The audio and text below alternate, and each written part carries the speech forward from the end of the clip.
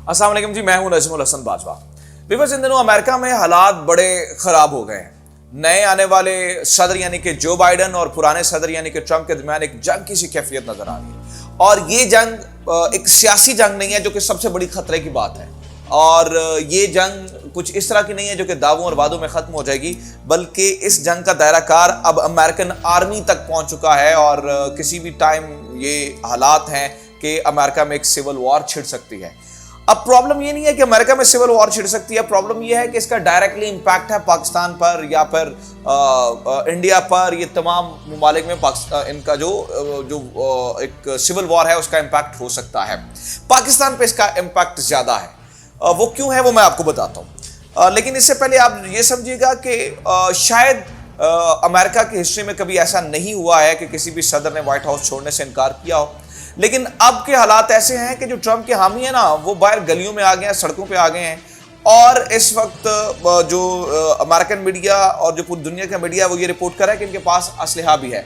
फिर ये supreme court के बाहर भी खड़े हो सकते हैं। अगर खुदा ना खास्ता फैसला मतलब इस तरह कहा जाता है तो फिर ये क्या होगा कि ये सुप्रीम कोर्ट पे भी चढ़ दौड़ेंगे। अच्छा, मैंने जैसे कि पहले बात की ना कि ये मामला सिर्फ जो है वो सिविल वॉर तक भी महदूद नहीं है, बल्कि आर्मी और सदर की जंग हो गई है। और इसका जो डायरेक्टली इंपैक्ट है वो पाकिस्तान पे है। पहले आप जरा खबर सुन लें, फिर इसकी हम जरा तफसीलन बात करते हैं कि हुआ असल में क्या है। तो ये यूरेशियन टाइम्स छाप रहा है, वो कहता है कि Trump at war after his election battle, why Donald Trump is now at war with his on army. इस पूरे आर्टिकल में इस बात को देखा गया है कि ट्रंप अपनी ही आर्मी से क्यों जंग लड़ रहे हैं। सबसे पहले तो ये सुने कि इन्होंने मार्क एस्पर को जो फायर किया है, ये इनके सेक्रेटरी तो डिफेंस थे। ये सेक्रेटरी डिफेंस मार्क एस्पर का फायर करना इतना आसान नहीं है, ठीक है। ये बहुत इंपॉर्टेंट आदमी था। इसको फायर उन्होंने क्यों किया पहले ये समझें। तो मार्क एस्पर ने व्हाइट हाउस को एक मेमो लिखा। उसमें उन्होंने ये बताया कि अफगानिस्तान से हम अपनी आर्मी निकालना बहुत मुश्किल है। ये जो मैं पॉइंट बता रहा था ना कि पाकिस्तान के लिए खतरे की बात है, सबसे बड़ा खतरा तो पाकिस्तान के लिए इसी पॉइंट में छुपा है। तो मार्क एस्पर ने एक मेमो लिखा जिसमें उन्होंने बताया कि जनाब हम जो है वो इतनी जल्दी जो है वो अफगानिस्तान से आर्मी नहीं निकाल सकते हैं।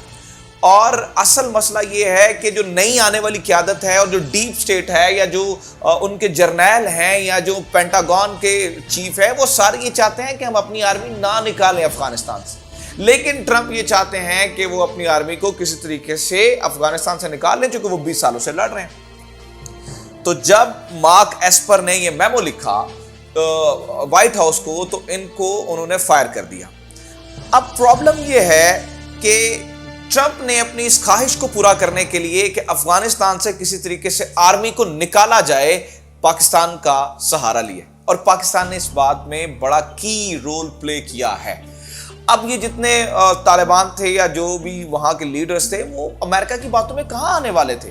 वो अमेरिका की बातों पे कभी भी नहीं जो है वो यकीन रखते हैं, ना ही उनकी बात सुनते हैं। और अगर बात सुननी होती तो 20 साल से उनकी बात सुन रहे होते या उनके साथ आके टेबल पे बैठ रहे होते। लेकिन कभी भी इतनी सीरियस टॉक्स नहीं हुई हैं। तो सबसे पहले ट्रंप ने क्या किया, पाकिस्तान को एतमाद में लिया कि आप हमारे साथ एक सीरियस टॉक्स का एक सेशन करवाएं, हम निकलना चाहते हैं। अब पाकिस्तान ने इस मामले में इतनी संजीदगी इसलिए दिखाई क्योंकि ये पाकिस्तान का बजाते खुद एक इशू है।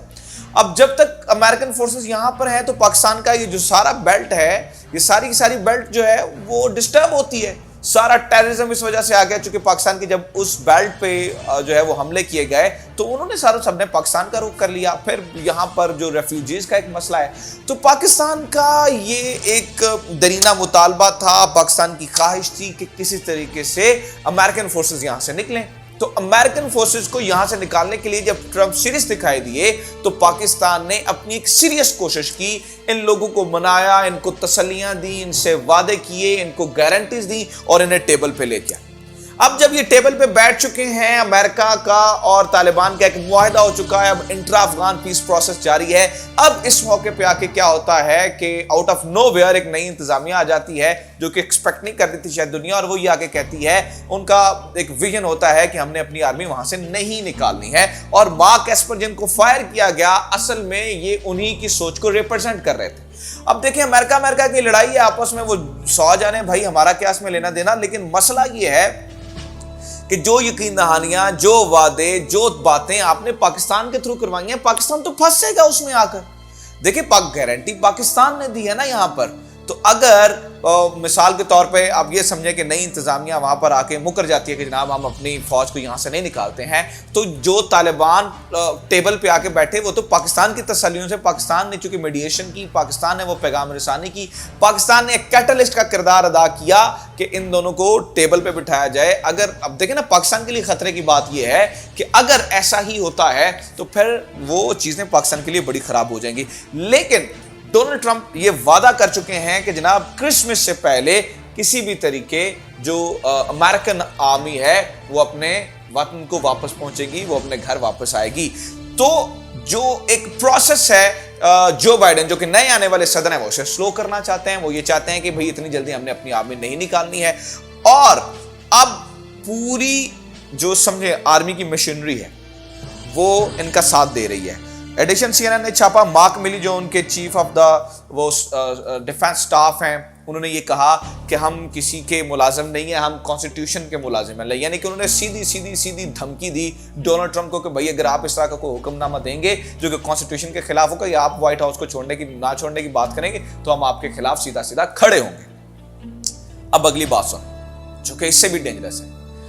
डोनाल्ड ट्रंप ने कहा है कि अब देखिए 70 दिन है उनके पास। पहले तो बात है वो जाने के इरादे नहीं रखते, लेकिन अगर 70 दिन है तो वो इस आर्टिकल में ये जो मैंने आपको कहा ना कि Trump at war after his elections battle, why Donald Trump is now at war with his own army. अब मसला ये है कि बात यहां तक नहीं रही है। डोनाल्ड ट्रंप ये कह रहे हैं कि भाई ठीक है, अगर आपने मेरी बात नहीं माननी है, उन्होंने मार्क एस्पर को फायर कर दिया। बहुत ज्यादा चांसेस है CIA डायरेक्टर को उड़ा दें, FBI बॉस को उड़ा दें, पेंटागन चीफ को उड़ा दें, अनटिल और अनलेस जब तक उनकी बातें मानी नहीं जाएंगी, जब तक वो सदर हैं वो अपने इख्तियारात का इस तरह से इस्तेमाल करेंगे। और ये बड़ी खतरे की बात है। अब भाई दोनों बैल है, एक तरफ भी बैल है, दूसरी तरफ भी बैल है, लड़े हम जो हमारे जैसे पाकिस्तान जैसे, इंडिया जैसे या इस तरह के मुल्क हैं, इन सब के ऊपर डायरेक्टली इंपैक्ट आएगा इस चीज का। और हमें खतरा है इन सारी चीजों से। देखिए, इंडिया के लिए भी खतरा है, सिर्फ पाकिस्तान के लिए खतरा नहीं है, इंडिया के लिए भी खतरा है। वो कैसे खतरा है? मार्क एस्पर वही बंदा जिसने बिकअप मुआहिदा साइन किया, उड़ा के रख दिया। 2 मिनट लगे, उन्होंने कहा चलो भाई पैकअप करो। चाइना और इंडिया का वो भी आपस में जो है वो लड़ने के लिए खड़े हैं। तो ये हम दोनों मुल्कों के लिए एक बहुत बड़ा खतरा है। देखिए, चाइना इंडिया की एक बड़ी वॉर होती है तो फिर भी पाकिस्तान के लिए खतरा है, पाकिस्तान के लिए चीजें फिर भी खराब है, क्योंकि इसका इंपैक्ट कहीं ना कहीं पाकिस्तान पर भी पड़ेगा, पाकिस्तान की चीजें भी। और अगर ये मामला पाकिस्तान के लिए खराब होता है तो फिर इसका इंपैक्ट इंडिया पे भी पड़ेगा। So this is all happening right now, और इसकी चीजें जो है वो खराब हो सकती हैं। अब अगली बात सुने, वहां पे क्या हो रहा है। चूंकि आपने देखा, मैंने आपको बताया ना कि दोनों तरफ से लड़ाई जारी है। मार्क मिली की स्टेटमेंट कुछ और आ रही है, मार्क एस्पर को फायर कर दिया गया है।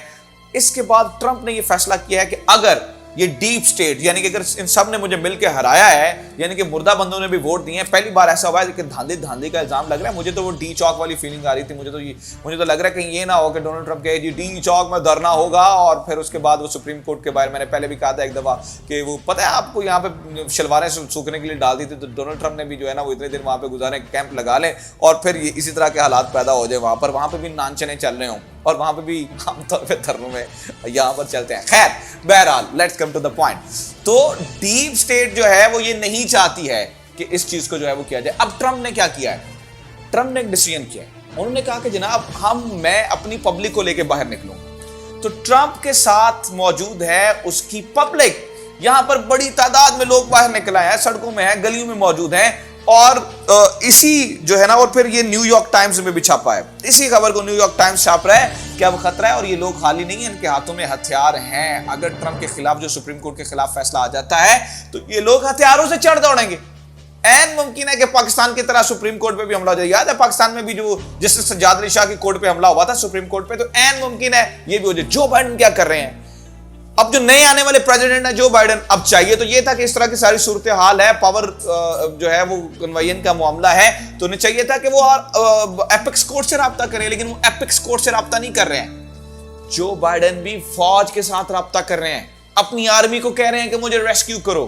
यानी कि दोनों सदूर आपस की जंग में आर्मी को इस्तेमाल कर रहे हैं। दोनों सदूर की लड़ाई में आर्मी जो है वो डायरेक्टली इस्तेमाल हो रही है। This is a dangerous thing for not just for the America but for the region and for the South Asia like Pakistan and India as well, कि ये सारी चीजें जो है वो पाकिस्तान, इंडिया, साउथ एशिया के लिए और पूरे रीजन के लिए, मैं कहता हूं पूरी वर्ल्ड की सिक्योरिटी के लिए खराब है, क्योंकि भाईजान पूरी दुनिया आपकी तरफ देखती है।